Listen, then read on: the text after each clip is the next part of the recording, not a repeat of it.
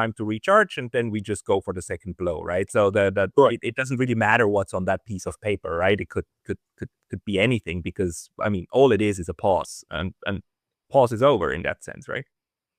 Yeah, and I think that right now the Trump's responding more to pressure from Israel, from the pro-Zionist elements in the U.S. government, and the pro-Zionists that are contributors to his, fortune. Let's call it that. But nobody's really sat down and explained to him what the logistical shortages are. Now, I don't know what the stockpile of HARM missiles is. That's another one.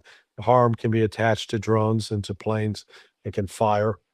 So it's not like the United States is completely out. But the point is, you are draining these inventories, and the supply chain is not in place to replace them as used. It's one thing if you say you fire 10 of these missiles, but you're producing 20 per day, so no big deal. You fire 10 in one day, but you produce 20.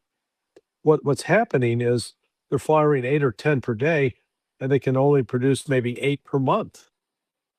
So if you do the math, over 30 days, all of a sudden let's say you fire 10 per day, that's 300, and you've only replaced 8. So you're going into deficit spending. Yeah, it's quite fantastic. And deficit spending here is not something like with a Fed, right? That you can just make up out of thin air. You cannot make missiles up just with a push of a button. This is a different game. It's the real economy, just like the oil is the real economy. But okay, in that case, all Iran needs to do is to keep standing and keep firing longer than the US can. So you put yourself at a structural disadvantage